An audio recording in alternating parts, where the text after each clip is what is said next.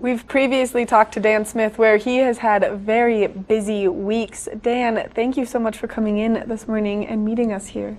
Well, fortunately, it was a light week for me. I had only one mission, and that was up in Summit County. But there's some parallels that are happening with all these things.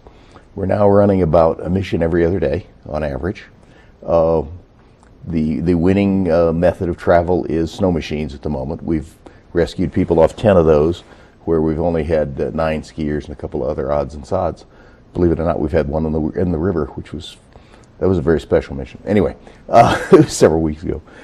They all have something in common on the snowboard, or the snow machine. They're not dressed for it. They're wearing ordinary mountain clothes, and they get out. This last one he was maybe a half a mile from a known trail, and he was in 8 feet of snow, and he doesn't have a shovel. And he's wearing what you would wear to go ski on the mountain for 2 hours today. And by the time Summit County got to him, because he was in their county, he was very, very cold. And there's no reason to do that. I mean, you've got to wear enough clothing. You've got to have good enough boots. Yeah. I mean, if you go out there in hiking boots like this, and these are good winter boots, you'll freeze your feet off in an hour. You need to be in Sorels or Telly boots or something like that. You need to have multiple layers. Walking around here, you wear 4 layers. Yeah. And if you're going to be out in the backcountry, you're probably going to wear 5 layers, and they're going to be slightly heavier, so you're going to be warm. But you're just sitting there on that snow machine. You can't walk, because if you step off it too much, you're going to sink it up to your waist. And then there's no way out of that. No way out of that. And you have no snowshoes, so you can't backtrack. You have no shovel, so even you can't delude yourself you could dig your snow machine out, because you really don't know how, and at least get some exercise and stay warm.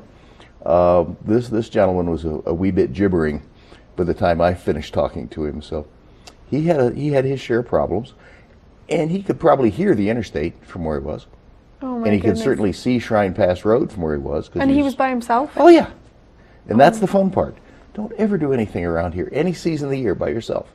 I don't care whether it's hiking or kayaking or skiing or anything. Don't do it by yourself.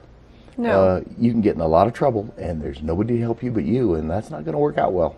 Yeah, You know, unfortunately, if you're not gonna save yourself in these situations. No, not many of them. Now, in an avalanche situation or backcountry skiing, the people that will save you are the people you're skiing with. I mean, you have to have pretty good judgment on who you engage in these activities with. You should be the weakest one in the group. Yeah. Work with people stronger than you are, but in our world, it's all to go, one to say no. And if one person of 4 or 5 says no, we don't go. We turn around, come back through the easy way. They're just some very, very simple rules. The mountain will be there. It's been there for millennia. Snow has been falling for that period of time. If you live here, well, yeah, there's next Thursday when you have your next day off. And if you're a guest here, well, there's the next trip here, because we'd like you to come back. So if you push it too hard on one day, you're going to be in trouble. And it's going to be very hard to get out of it. Well, it's always better to be safe than sorry, especially up here. Oh yeah, this is a very unforgiving area. No one will turn off the ride for you. When you bought the e-ticket, you bought the e-ticket. Yeah. Once you're there, you're there. Exactly. Dan, we are coming back in just a minute for another interview. We're just going to take a look at that full weather forecast, so stay tuned.